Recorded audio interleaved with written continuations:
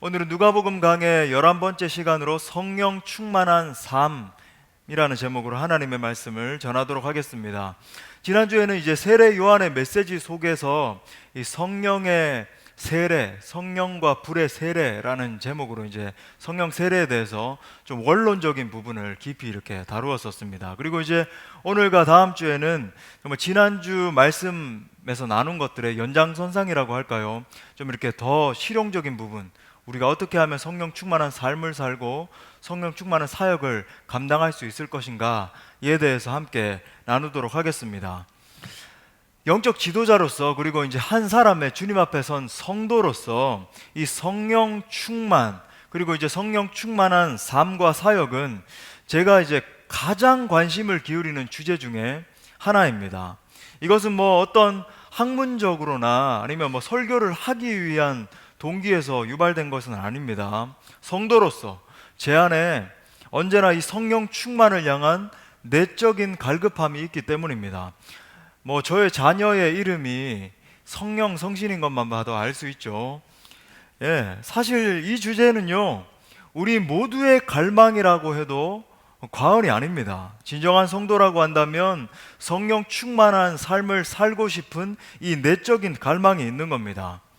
즉 여기에 계신 대부분의 분들이 이 성령 충만한 삶에 대해서 정말 내가 성령 충만하게 사역을 감당하고 싶은데 그런 마음에 내적인 갈망함이 있는 겁니다. 그래서 오늘은 이 성령 충만한 삶에 대해서 이제 상고해 보려고 합니다. 먼저는 이제 세 가지로 살펴볼 텐데, 먼저는 본이 되신 삶을 사신 이 예수님에 대해서 살펴볼 거예요. 예수님의 삶을 보니까 정말 우리에게 본이 되는 삶이 였더라는 겁니다. 그리고 두 번째로는 성령 충만한 사람, 이 성령 충만한 삶의 특징에 대해서 또 살펴볼 것이고, 마지막 세 번째로 성령의 인도함을 받는 것이 무엇인지, 우리가 정말 성령의 인도함을 받기를 원하고 또 많은 사람들이 성령의 인도함을 받아서 하나님께 쓰임받았다라고 하는데 정말 이 성령의 인도함을 받는 것이 무엇인지 살펴보도록 하겠습니다. 자, 첫 번째로는요, 성경에 보면 우리 예수님을 관찰할 수 있는데 예수님은 우리에게 본이 되는 삶을 사셨다는 것을 알 수 있습니다. 예수님의 삶을 볼 때 우리에게 본이 되셨어요. 몇 구절만 이제 살펴보면 요한복음 13장 15절 말씀에서 내가 너희에게 행한 것 같이 너희도 행하게 하려 하여 본을 보였다. 예수님이 우리에게 본을 보여주셨다라고 하는 거예요. 또 요한복음 15장 12절에서 내 계명은 곧 내가 너희를 사랑한 것 같이, 예수님이 먼저 사랑하셨다는 거죠. 너희도 서로 사랑하라 하는 이것이니라. 또 베드로전서 2장 21절에서 이를 위하여 너희가 부르심을 입었는데 그게 뭐냐면 그리스도도 너희를 위하여 고난을 받으사 너희에게 본을 끼쳐, 본을 보여주셨다는 거예요. 그 자취를 따라오게 하려 하셨느니라. 우리의 부르심이 우리를 위해서 본을 보여주신 그 예수님을 따라가는 것이라고 하는 말씀이라는 거예요. 자, 그렇다면 이런 의문이 드는 겁니다. 예수님이 대체 어떻게 하셨길래 우리에게 이렇게 본이 되는 삶을 사실 수 있었는가 라고 하는 의문이 드는 겁니다. 여러분, 답은 분명한 거예요. 예수님께서는 성령을 따라 행하셨습니다. 예수님은 성령을 따라 행하셨어요. 확실한 것은 예수님의 삶은 성령님이 전부셨습니다. 예수님은 하나님께서 우리 사람들에게 원하시는 바로 그 삶을 사셨어요. 어떻게 그것이 가능했는가? 예수님의 삶이 온전히 이 성령 하나님의 지배 아래 있었기 때문이에요. 예수님이 이렇게 말씀하셨습니다. 살리는 것은 영이니 육은 무익하니라. 살리는 것은 영이니 육은 무익하니라. 무슨 말입니까? 바로 성령께서 지배하시는 삶이 우리 육체적으로 그냥 살아가는 그 삶보다, 육신적인 삶, 내 의지대로, 내 야망대로, 내 생각대로 그렇게 살아가는 그 삶보다 성령 안에서 살아가는 삶이 훨씬 더 탁월하고 아름답다라고 하는 것을 가르쳐주고 계시는 겁니다. 그리고 실제로 예수님이 이렇게 성령 아래서 살아가는 삶이 가능하다는 것을 입증하셨던 거예요. 사도 바울도 이 영적인 사람에 대해서 이렇게 가르쳐 줍니다. 고린도전서 2장 13절부터 15절에 보니까 우리가 이것을 말하거니와 사람의 지혜가 가르친 말로 아니하고 오직 성령께서 가르치신 것으로 하니 영적인 일은 영적인 것으로 분별하느니라. 육에 속한 사람은 하나님의 성령의 일들을 받지 아니하나니 깨닫지도 모른다, 아예 모른다는 거예요. 이는 그것들이 그에게는 어리석게 보임이요, 육에 속해 있으니까 또 그는 그것들을 알 수도 없나니 그러한 일은 영적으로 분별되기 때문이라. 신령한 자는 모든 것을 판단하나 자기는 아무에게도 판단받지 아니하느니라. 여러분, 지금 바울이 말하고 있는 말씀의 요지가 뭡니까? 영적인 사람은 성령님께서 삶의 모든 부분들을 주관하게 하는 사람이라고 하는 거예요. 그러니까 이 사람은 영안이 열려 있다 보니까 무엇이 우리의 삶 가운데서 여러 가지 가치들이, 혼란한 가치들이 이렇게 혼재되어 있는데, 무엇이 정말로 하나님 앞에 진리인지, 무엇이 비진리인지, 무엇이 내가 정말로 붙잡고 따라가야 될 가치인지, 아니면 내가 철저하게 버려야 되는 가치인지 알 수 있다라고 하는 거예요. 그것이 성령의 사람의 특징이라고 하는 겁니다. 그러니까 진리를 붙들고 살아가니까 삶 가운데서 성령께서 주시는 열매들이 현저하게 나타나는 겁니다. 이런 사람들을 자세히 보면 그 삶의 발자취를 이렇게 살펴볼 때 정말 성령 충만한 사람, 성령의 사람, 영의 사람의 삶을 살펴보면 예수 그리스도가 나타나는 것을 볼 수 있는 거예요. 그 삶의 발자취마다 예수님이 나타나 있는 겁니다. 우리가 예수님을 볼 수 있는 거예요. 사랑하는 성도 여러분, 모든 그리스도인들의 목표가 바로 이런 사람입니다. 우리 모두의 목표가 바로 이런 성령 충만한 사람이 되는 것, 성령 충만한 삶을 사는 것입니다. 물론 영적인 사람은 여러분 완전히 죄가 없는 사람이라고 하는 게 아니에요. 그런 사람은 이 땅을 살아가면서 불가능하겠죠. 하지만 여러분, 이 영적인 사람은요, 죄가 그 삶을 지배하지 못하는 거예요. 죄가 그 삶을 지배하지 못하는 겁니다. 무슨 차이가 있는가? 여러분 보십시오. 그러니까 우리가 이 세상을 살아가면서 완전히 죄 없는 사람이 되는 건 불가능한 거예요. 저 천국에 이를 때까지 우리가 불완전한 인간의 육신의 몸을 입고 살아가니까. 하지만 보세요, 우리가 이 영적인 사람, 정말 성령께 속해 있는 사람이라고 하는 것은, 성령 충만한 사람이라고 하는 것은 죄가 더 이상 그 삶을 쥐흔들고 컨트롤하고 지배하지는 못하게 된다라고 하는 거예요. 여러분, 이런 사람은 항상 성령 하나님께 민감하게 귀를 기울이는 겁니다. 그리고 그 성령 하나님께 순종하고 따라가죠. 그러니까 결과적으로 예수 그리스도의 의가 그의 삶 가운데서 맺혀지게 되는 거예요. 삶이 아름다워지는 거죠. 그의 삶을 바라볼 때에 정말로 하나님의 사랑, 하나님의 의가 흘러넘치게 되는 겁니다. 여러분, 이것이 성령 충만한 사람의 모습이라고 하는 겁니다. 여러분, 우리 모두가 이런 사람이 되어야 될 줄 믿습니다. 자, 우리가 이런 이제 내적인 갈급함이 있는 거예요. 정말 내가 이렇게 성령 충만한 삶을 살고 싶다, 예수님처럼 그 예수님을 따라가는 삶을 살고 싶다, 이런 갈급함을 가지고 자, 오늘 본문에 더 깊이 돌입해 보겠습니다. 자, 큰 두 번째로 다시 한번 우리 1절 말씀을 보세요. 이렇게 말합니다. 상반절에 보니까 예수께서 뭐라 그럽니까? 성령의 충만함을 입었다라고 말합니다. 성령의 충만함을 입어라고 말합니다. 여러분, 이것이 하나님께서 우리에게, 우리 인간들에게 계획하신 정상적인 삶이에요. 그러니까 우리가 이제 예수 믿어서 그냥 일반적으로 그냥 나는 예수님 믿어요, 이제 죽으면 천국 가요, 이런 삶이 따로 있고, 막 성령이 충만하고 역동적으로 하나님의 영광을 위해서 막 달려가고 이런 삶이 있고, 그런 게 아니라 하나님이 정말로 우리에게 정상적인 삶으로 부르신 그 자리가 뭐냐면, 힘없고 능력 없고 겨우 그냥 나와가지고 예배 때마다 하나님 정말 이 문제 해결해 주세요, 질질 끌려가고 또 넘어지고 눈물 흘리고 이렇게 악순환이 반복되는 삶이 아니라 성령 충만한 삶, 성령을 입어서 살아가는 그 삶으로 부르셨다라고 하는 거예요. 이것이 정상적인 삶이라고 하는 겁니다. 하지만 여러분, 하나님의 이 뜻 가운데 살아가지 못하고 있는 이 현대인의 삶을 살펴보십시오. 현대인들의 삶을 살펴볼 때 성령 충만함과는 전혀 상관없이 살아가는 삶을 살아가는 것을 보게 되는 겁니다. 마치 현대인들이 양산하는 문화를 살펴보면 이런 표현을 쓰기가 적합할지 모르겠지만 악령이 충만한 삶을 살아가는 것 같아요. 그렇지 않습니까?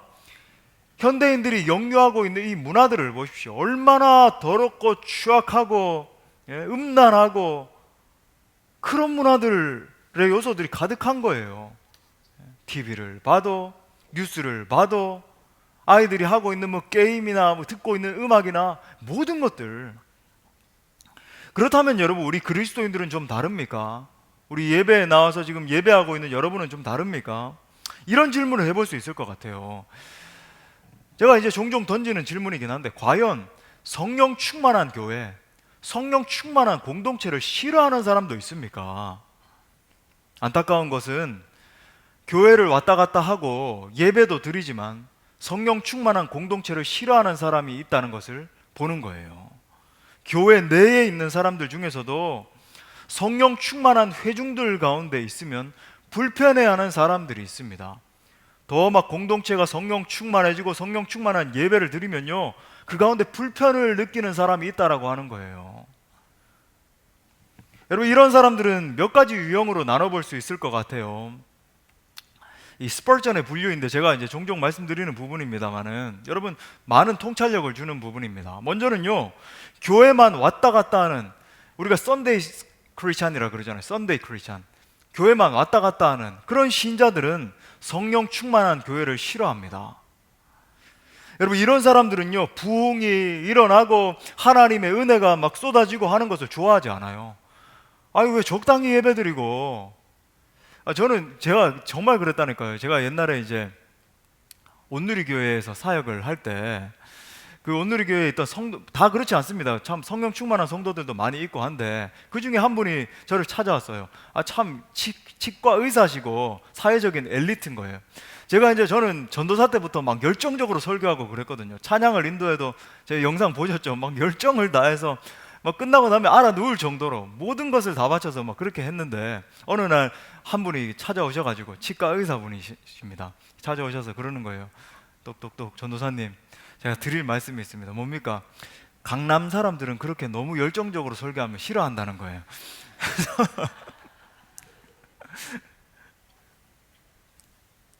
안타까운 거죠. 예. 여러분, 정말 성령의 불이 임하면 열정이 생겨날 수밖에 없는데, 예. 여러분, 좀 더 정확히 말하면요, 교회가 뜨거워지기 시작하면 그런 사람들은 불안함을 느껴요. 엄밀히 말해서 예수님이 그들의 삶에 영향을 끼치는 것을 원하지 않는 겁니다. 한 청교도 설교자가 이렇게 표현한 것을 읽었어요. 제가 2월 달인가 금요 성령 집회 때 한번 언급드린 것 같은데, 이렇게 말했습니다. 주일이 되면 교회로 가서 자신의 종교를 닫고 윤을 내지만 밤 11시가 되면 그 종교를 다시 선반 위에 올려놓는다. 그리고 월요일이 되면 그들이 원하는 대로 생활한다. 여러분, 우리의 모습이 이런 모습 아닙니까? 또 두 번째로는요, 편안함만 좋아하는 신자들은 성령 충만한 교회를 싫어합니다. 제가 종종 말씀드리지만 하나님은 겉으로 드러나는 행위에 주목하지 않으세요. 우리 사람들은 자꾸 이 겉으로 드러나는 것들을 포장하기 원하잖아요. 지난 금요일 날 우리 이성호 목사님 와셔서 이제 말씀 증거해 주셨는데, 가면을 쓰는 거예요. 우리는 가면을 쓰고 종교적인 어떤 행위하는 거 좋아하잖아요. 사람들에게 보이려고. 하지만 여러분, 우리 하나님은 항상 우리 마음의 동기를 주목하십니다. 동기를 보세요. 나 여호와는 중심을 보느니라. 그게 뭐냐면 인텐션을 본다는 거예요. 동기를 보는 겁니다. 너가 정말로 어떤 동기에서 이런 행위를 하고 있니? 너가 어떤 동기에서 나를 섬긴다라고 하고 있니? 어떤 동기에서 봉사를 하고 있니? 어떤 동기에서 헌금하고 있니? 너를 드러내기 위한 것이니? 아니면 정말로 나의 영광을 위한 거냐? 여러분, 사람은 속여도 하나님은 속이지 못하는 거예요. 여러분, 이 편안함만 좋아하는 신자들의 마음 깊은 곳에 있는 동기는 대략 이렇습니다. 하나님, 제가 정말 주님을 사랑합니다. 주님을 섬기는 것도 좋습니다. 선교도 하고 구제도 하고 또 괄목할 만한 헌금도 드리기도 하고 모든 것 다 하는 거예요. 그런데 하나님, 제 계획, 제가 지금 가지고 있는 제 길, 저의 안락한 삶, 이것만은 건드리지 마십시오. 이것이 편안함을 추구하는 신자들의 마음 가운데 있는 동기입니다. 하나님, 내 자식 잘 되는 거, 이것은 보장해 주셔야죠. 내 삶, 내가 지금 안락한 아파트에 살아가고 있고 안락한 이 한국에서 살아가고 있고, 이것은 건드리지 마십시오. 나는 죽어도 선교지에 가다니요. 나는 그런 일은 꿈꾸지 못합니다. 내가 주의 부르심 따라서 목회 길을 걸어가다니요. 내 자식만큼은 절대 그것은 못합니다. 내 안락함은 보장해 주시고 적당하게 내가 헌신하겠습니다. 여러분, 사람들은 십자가의 열매에 동참하는 것은 좋아합니다. 하지만 그 십자가의 통제 앞에 무릎을 꿇는 것은 원하지 않는 거예요. 하지만 여러분 기억하십시오. 예수 그리스도의 십자가는 언제나 우리의 계획을 통전적으로 뒤바꿔 놓습니다. 한 존재가 정말 예수 그리스도의 십자가를 정통으로 만나게 되면 그의 삶이 레디컬하게 변화될 수밖에 없어요. 한 존재가 그리스도의 십자가를 제대로 만나게 되면 이 질문들 앞에 설 수밖에 없습니다. 과연 내가 지금까지는 내 자신을 위해서 살아왔는데 앞으로는 내가 무엇을 위해 살 것인가? 내가 가지고 있는 이 관계들과 내게 주신 이 재정들과 내게 주신 이 삶의 환경들을 다 동원해서 내가 과연 무엇을 위해서 살 것인가? 예수 그리스도를 위해서 살 것인가? 아니면 내 안위를 위해서 살 것인가? 예수 그리스도의 나라를 위해서 살 것인가? 아니면 내 영광을 위해서 살 것인가? 또 세 번째로, 재미를 추구하는 신자들은 성령 충만한 교회를 싫어합니다. 여러분, 이 현대 문화는 보고 즐기는 거잖아요. 전부 보잖아요. 이게 전부 미디어가 발달돼 있고 스마트폰이 발달돼 있다 보니까 하루 종일 이거 보고 있는 거예요. 그죠? 또 유튜브, 사람들이 이제 유튜브를 제일 많이 보는 앱 가운데 하나라고 이제 꼽더라고요. 하루 종일 그 뭐 쓸데없는 내용 하루 종일 나오는데도 뉴스도 일주일에 한 번만 보면 되겠더라고요. 북한 뭐 미사일 쐈던 거 또 쏘고 또 쏘고, 그럼 뭐 한두 번 보는 게 아니잖아요. 근데 또 쐈대 뭐 이러면서 그냥 또 보고 그러면 조금 공포심 느끼고, 이 미디어 문화가 발달해 있다 보니까 재미있냐 재미있지 않냐가 여러분 최고의 가치가 돼버렸어요. 그러니까 설교자들도 재미있는 설교자를 제일 좋아하는 거예요. 막 웃기는 겁니다. 한 설교를 한 30분 하면요, 한 20분 정도를 막 웃기고 난 뒤에 끝에 조금 뭐 이렇게 몇 마디 하면은 할렐루야 하면요, 아멘 막 터져 나오고. 그렇죠? 정말 그런 거예요. 웃기는 사람, 농담 잘하는 사람. 예? 하지만 사랑하는 여러분, 그리스도의 십자가는 재미있는 것이 아닙니다. 십자가는 재미있는 게 아니에요. 오히려 인류 역사상 가장 진중하고 가장 우리의 눈물을 쏟아놓고 가장 엄숙한 것이 바로 우리가 믿고 있는 기독교 진리예요. 그런데 놀라운 아이러니가 무엇인지 아십니까? 정말 우리가 우리의 영혼을 다해서 십자가 앞에 서면 세상이 주지 못하는 감사와 평안함과 즐거움이 임한다라고 하는 겁니다. 세상이 주지 못하는 하나님의 은혜가 임한 사람들을 보면 알 수 있잖아요. 그들의 삶을 바라보면 고난이 있는 것 같고 눈물의 삶인 것 같은데, 하나님을 향해서 헌신하면서 땀을 흘리고 자기 온 삶을 던져서 그렇게 살아가는 것 같은데 잔잔한 기쁨이 있는 거예요. 평안함이 있는 것을 보게 되는 겁니다. 네 번째로, 문화적으로 교회를 다니는 사람은 성령 충만한 교회를 싫어합니다. 이렇게 말씀하는 분이 있는 것을 보게 되는 거예요. 제가 교회에 오는 목적이 있는데요, 목사님, 저는 우리 자녀들이 이 교회의 문화에서 자라는 것을 원하기 때문에 교회에 나온다라고 하는 거예요. 교회에 나오는 아이들을 보니까 좀 이렇게 세상의 아이들과는 좀 다른 것 같고 착한 것 같고 바르게 이렇게 자라는 것 같더라고요. 그러니까 이제 제가 함께 아이와 함께 나오는 겁니다. 여러분, 이런 분들에게 정말 주님을 만나야 하는 대상은, 물론 아이도 주님을 만나야 되겠지만 당신이십니다. 이렇게 말하면요, 불편을 느끼기 시작해요. 이런 사람들에게 당신이 그 자리에 있으면 안 되고 정말 변화되고 영적으로 거듭나고 성장해야 됩니다 라고 이야기를 하면, 금요 성령 집회에 나와서 함께 찬양하고 기도합시다. 새벽 기도회에 나와서 우리 함께 기도하면서 하나님의 임재 가운데 나아갑시다. 우리가 정말 하나님 앞에 엎드려야 되지 않겠습니까? 함께 우리가 성경 붙들고 함께 묵상해 봅시다. 성경을 공부해 봅시다. 이야기하면 불편해해요.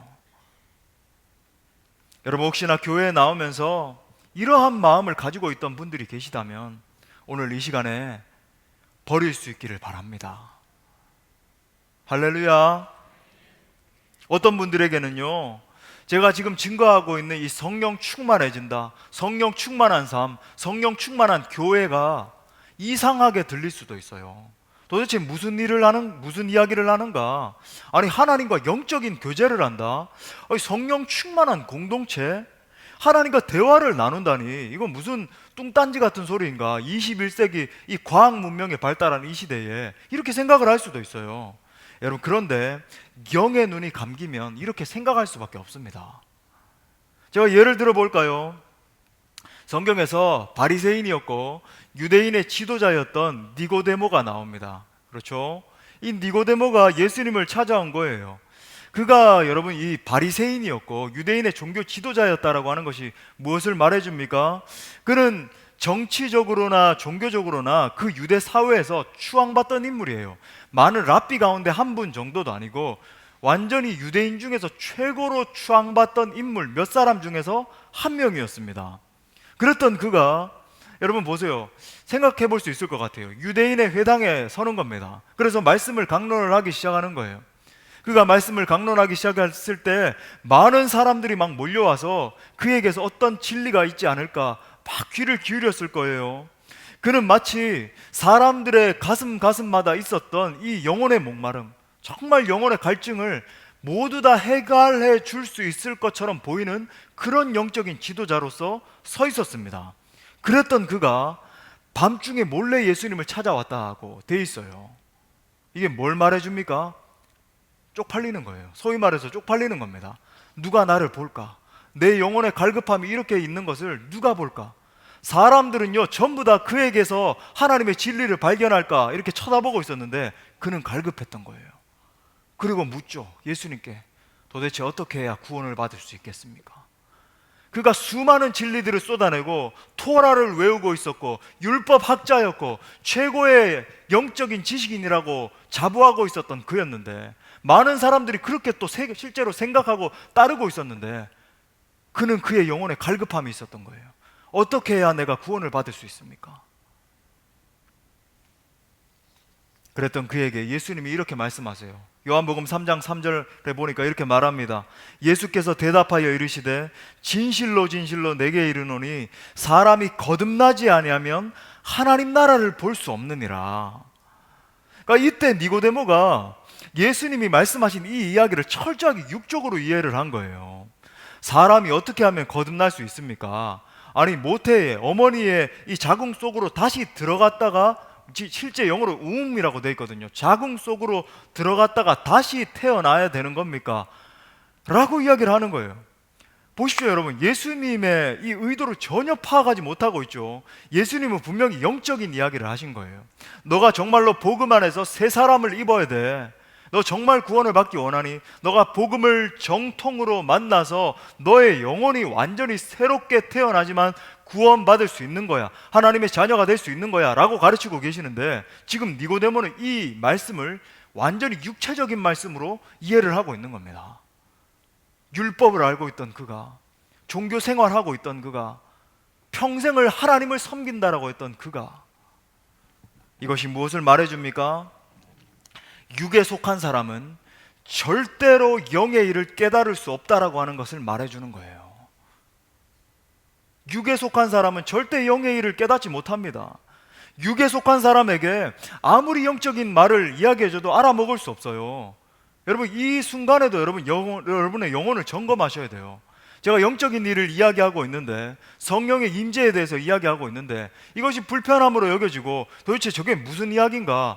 나 빨리 집에 가고 싶다. 나는 성령이 충만한가 별 상관없이 살아가고 싶다. 이런 영혼이 있을 수 있다니까요.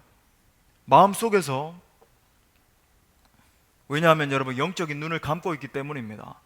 영적인 분별력이 전혀 없기 때문에 알 수도 깨달을 수도 없는 거예요. 사랑하는 성도 여러분, 영의 눈을 뜰 수 있기를 바랍니다. 하나님은 영이시니 예배하는 자가 영과 진리로 예배하라고 말씀하셨어요. 우리가 영혼으로 예배해야만 하나님께 상달되는 예배를 드릴 수 있는 거예요. 하나님은 영적인 세계에서 우리 사람들을 만나십니다. 여러분, 정말로 하나님을 경험하고 싶으십니까? 여러분, 영의 눈을 뜰 수 있기를 바랍니다. 여러분, 정말 하나님을 알기 원하십니까? 영적인 세계로 들어갈 수 있기를 바랍니다. 여러분, 하나님은 영이시니 성령의 능력으로 우리 가운데 말씀하세요. 그러므로 이 시간 성령의 음성을 들을 수 있기를 바랍니다. 그렇다면 정말 우리가 다루고 있는 이 성령 충만이라고 하는 것은 무엇인가? 우리가 지금 말하고 있는 성령 충만이란 무엇인가? 잘 들으십시오.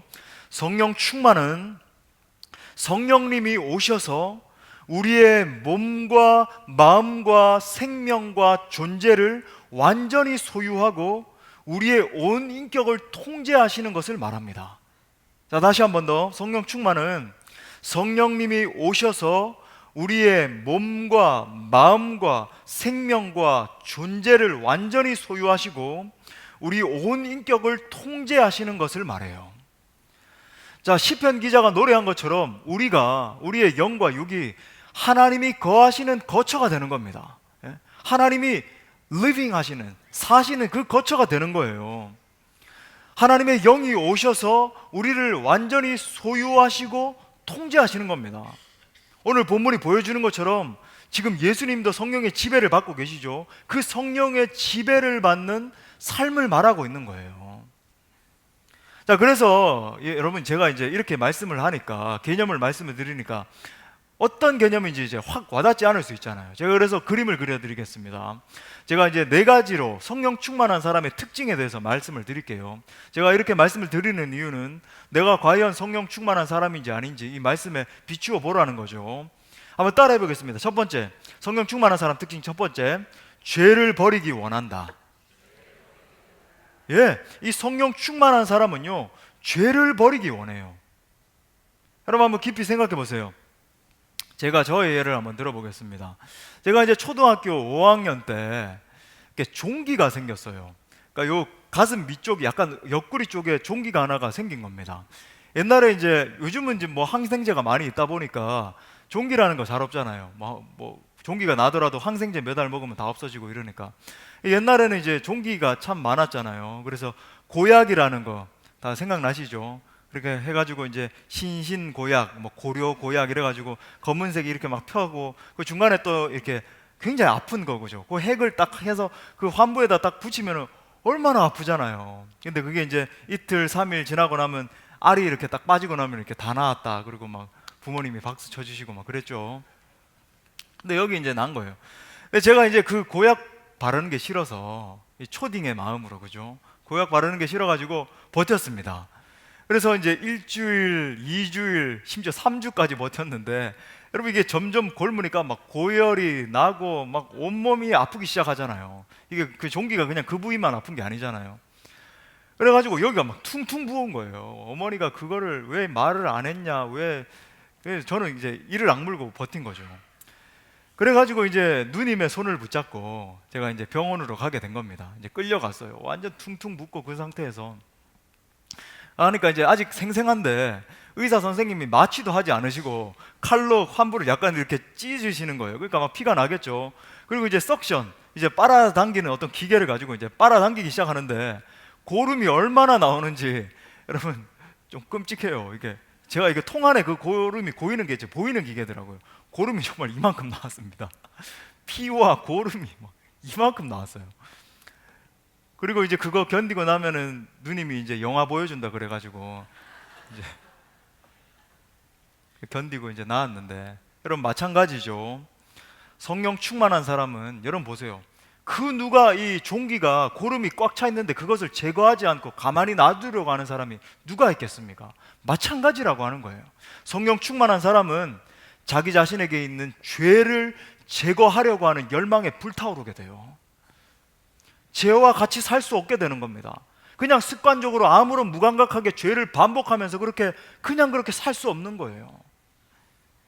그때에 내가 정말 내 속에 있는 이 더럽고 추악한 죄악들을, 우리 장로님 기도해 주신 것처럼 내 속에 내가 너무나 많아, 당신이 거할 것 없는 그 상태에서 견딜 수가 없어서 주님 내 죄를 제거하여 주옵소서, 나를 정결케 하여 주옵소서, 그 마음으로 나갈 때 정결하게 하는 불이 그들의 마음을 태워서 깨끗하게 하는 겁니다. 그리고 또 성령 충만한 사람 특징 두 번째는요, 또 따라해 보겠습니다. 하나님 알기를 갈망한다. 예, 하나님 알기를 갈망해요. 지난 금요일 말씀과 또 이렇게 통하는 부분이 있는 것 같은데, 요한계시록 14장 4절 말씀 우리 다 같이 한번 읽어볼까요? 시작. 이 사람들은 여자와 더불어 더럽히지 아니하고 순결한 자라, 어린 양이 어디로 인도하든지 따라가는 자며. 예, 그까지. 예, 여자와 더불어 더럽히지 아니하고 순결한 자라, 어린 양이 어디로 인도하든지 따라가는 자들이라고 이야기를 하는 겁니다. 여러분, 하나님 알기를 갈망하는 이유가 바로 이거예요. 어린 양 예수께서 어디로 인도하든지 따라가기를 원하는 겁니다. 그러니까 하나님을 알아야 되는 거죠. 하나님의 뜻이 무엇인지 알아야 되는 거예요. 그래야만 따라갈 수 있기 때문에 온전히 하나님을 바라보며 그 하나님을 알기를 원하는 겁니다. 그리고 세 번째는요, 성령 충만한 사람 특징 세 번째는 주님의 음성을 듣는다. 또 따라해 봅시다. 주님의 음성을 듣는다. 여러분, 이 성령 충만한 사람들은 목자의 음성에 귀를 기울이죠. 여러분, 정말 교회를 사랑하고 막 교회 나오는 게 좋고 봉사하는 게 좋고 찬양하는 게 좋고 이런 사람들의 특징이 뭘까요? 그러니까 목회자의 말에 잘 순종해요. 제가 앞에 서 있어서 그런 말씀 드리는 게 아니라 목회자와 막 친하고 싶고 목사님이 막 좋고 목사님의 말 들으면요, 뭐 작은 거라도 막 순종하고 싶고 그렇게 됩니다. 왜냐하면 인간적인 목자인 저도 이렇게 막 사랑이 가고 막 좋고 막 바라만 봐도 좋고 막 그러시죠? 아멘 소리가 작은 것 같은데 그러시죠? 그런 마음이 되는데, 하물며 여러분 육신적인 목자를 바라봐도 그렇게 되는데, 우리의 영혼의 목자이고 우리의 왕이신 예수님을 바라볼 때 여러분 목자의 음성을 듣고 따르게 되는 거예요. 그냥 따르게 되는 거. 그냥 예수님 바라봐도 좋고 그냥 따르게 되고 순종하게 되는 겁니다. 여러분, 요한복음 10장 27절 말씀, 이것을 명확하게 보여주는 말씀이에요. 같이 읽겠습니다. 내 양은 내 음성을 들으며 나는 그들을 알며. 뭐라 그래요? 내 양은, 내 진정한 양은 내 음성을 듣는다. 또 나도 그들을 안다. 나중에 우리 인생길 다 지나간 다음에 내가 너를 도무지 알지 못하겠노라가 아니라 나는 그들을 안다는 거예요. 인생길을 살아갈 동안에도 나는 그들을 알며 또 그들은 나를 따르느니라. 그리고 이들은 하나님의 음성을 듣는 그 공동체 안에서 기쁨을 느끼는 거예요. 하나님의 음성을 듣는 공동체 안에서 진정한 행복감을 느끼는 겁니다. 마지막으로 네 번째는요, 이 사람들은 또 따라해 보겠습니다. 하나님의 임재를 느낀다. 예, 성령 충만한 사람들은요, 하나님의 임재에 민감하게 돼요. 하나님의 임재를 민감하게 느낍니다. 그러니까 눈에 보이지 않지만 하나님의 임재를 감지하는 거예요. 물론 구약 성경이나 막 사도행전이나 하나님의 임재가 막 눈에 가시적으로 이렇게 보일 때가 있습니다. 오늘날에도 그런 경우들이 있어요. 많은 부흥의 현장들, 기록들, 뭐 저도 보기도 했고, 신비주의 아닙니다. 여러분, 실제로 성령이 강하게 역사하실 때 그런 경우들이 있습니다. 물론 그렇게 가시적으로 나타나야지만 성령의 역사가 있다라고 하는 건 아니에요. 예. 하지만 여러분, 눈에 보이지는 않지만 성령의 임재를 감지하는 거예요. 그러니까 성령께서 임재하실 때에, 성령이 임재하시는 공동체 안에서 평안함을 느끼는 겁니다. 우리가 막 예배를 드릴 때, 찬양을 할 때에 감격 가운데 막 하나님이 임재하시는 거예요. 그럴 때에 불편함을 느끼는 게 아니라 편안함을 느끼는 거죠. 기도할 때 막 성령님과 교통하는 것을 느끼는 때가 있잖아요. 그러니까 이런 경우들이 있습니다. 기도를 하다 보면 내가 막 애를 써서 기도를 하는 게 아니라 마치 성령께서 나를 사로잡으셔서 이 기도 제목을 막 하늘로 막 끌고 올라가시는 것 같은, 그냥 뭐 기도를 몇 마디 하지 않는데도 막 주님과 교통이 일어나고 눈물이 쏟아지고 주님 사랑합니다 그 말 한마디만 해도 내 삶의 모든 문제들이 다 떠나간 것을 느끼고, 그죠? 그런 막 충만한 임재 가운데 있을 때 진정한 평안함을 느끼는 거죠. 예. 하나님의 말씀이 쏟아지기 시작할 때에 이거 말씀 언제 끝나나, 지금 말씀 30분 더 지났는데 목사님은 자꾸 40분씩 설교하셔. 여러분 50분 설교할 겁니다. 그러면 여러분, 이게 설교 끝나는 게 막, 저는 정말 그랬거든요. 저는 정말 중학교 때, 고등학생 때부터 목사님 말씀이 끝나는 게 정말 싫었어요. 막 더 하셨으면 좋겠다, 더 들었으면 좋겠다, 그런 갈급함이 있었거든요. 여러분도 그러십니까? 오늘 그러면 2시간씩 한번 해봐요. 그런 거죠. 막 목마른 겁니다. 반대로 여러분, 삶 가운데서 하나님의 임재가 거치는 것처럼 보이고 느껴지지 않을 때 어떻게 반응합니까? 마치 다윗의 고백처럼 사슴이 시냇물을 찾기에 갈급함처럼 내 영혼이 주님을 찾기에 갈급합니다. 갈급한 거예요. 하나님, 내가 주의 임재에 목마릅니다. 하나님, 내게 주의 임재를 다시 한 번 더 회복하여 주옵소서. 그러니까 이 성령 충만한 사람의 가장 큰 특징은 하나님이 함께 하시는 거예요. 하나님의 임재입니다. 하나님의 임재가 함께 있으면 그 어떤 고난도 낭망도 아무 상관없는 거예요. 주님 나와 함께 하시는 것, 그거 하나만으로 저는 충분합니다. 어린 양 찬양하리, 내 평생 그 하나로 뭐라 그래요? 충분해요. 할렐루야. 여러분, 제가 이렇게 성령 충만한 사람들의 특징을 언급드린 이유가 있습니다.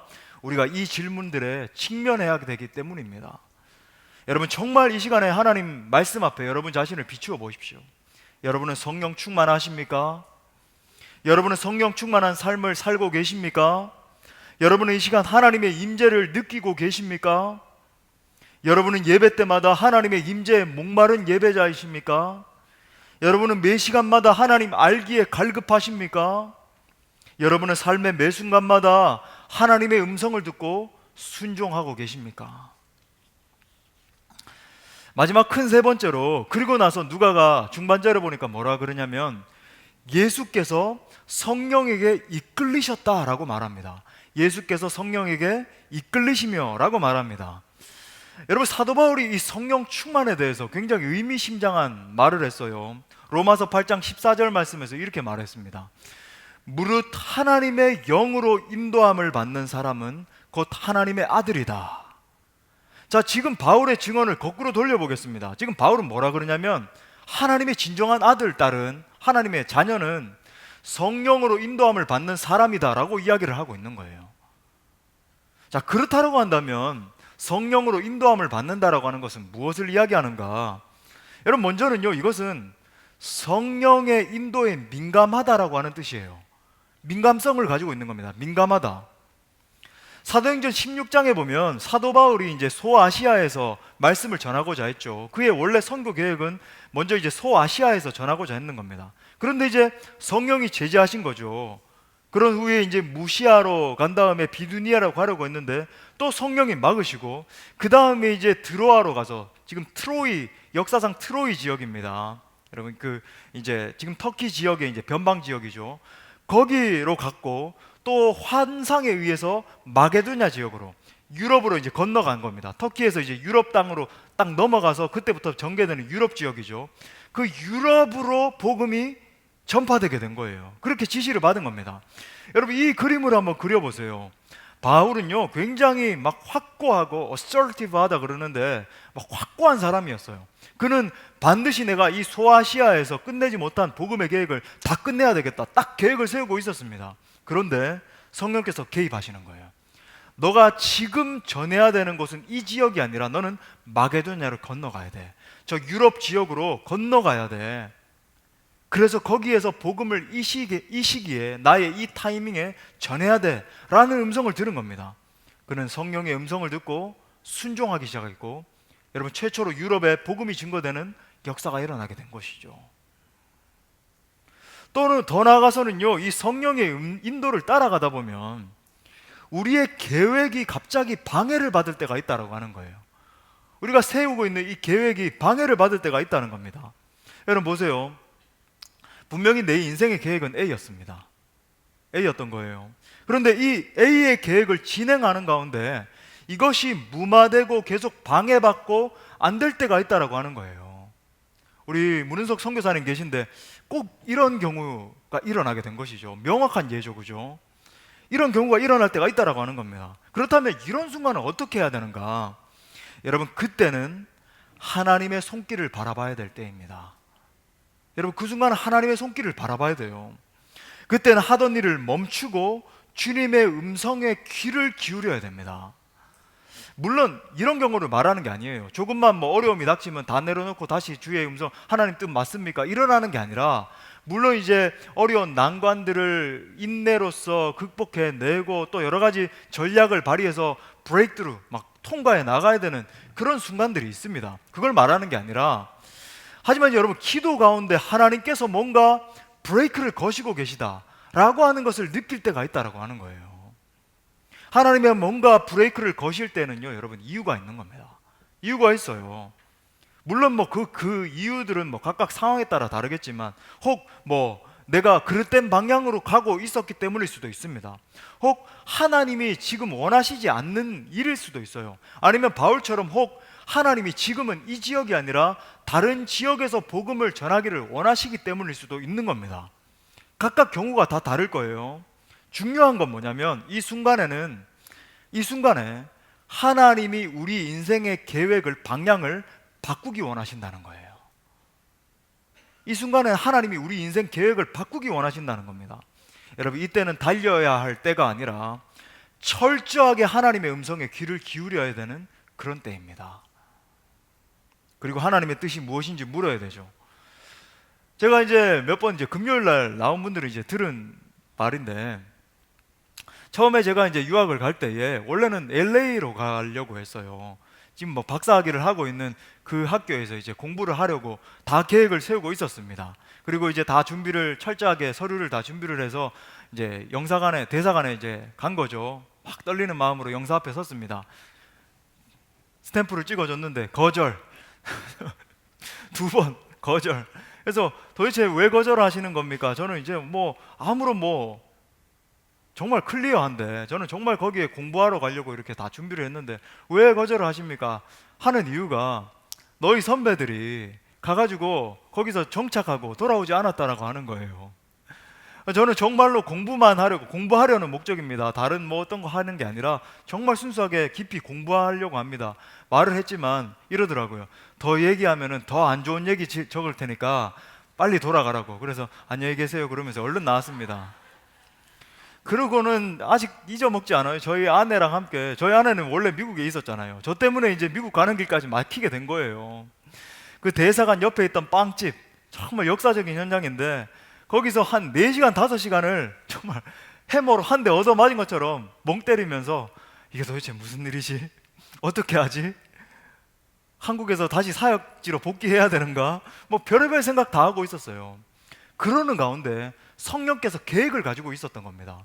저를 그 시기에 토론토로 가기를 원하셨던 거예요. 여러분, 제가 그 시기에 한 달 반 만에 다 정리가 되고 토론토로 가게 됐습니다. 그래서 제가 가려고 했던 학교보다도 더 좋은 곳에서 충분히 공부를 하게 되고, 또 좋은 사역지에서 사역도 하게 되고, 그렇게 한 다음에 다시 하나님이 또 미국으로 가는 또 은혜도 주시고, 그렇게 인도됐던 거죠. 여러분, 또 세 번째로는요, 이 성령의 인도함을 받으려면 내가 먼저 성령의 충만함을 받아야 된다라고 하는 거예요. 한번 우리 선포하면서 따라해 보겠습니다. 성령의 인도를 받으려면 내가 먼저 성령 충만함을 받아야 된다.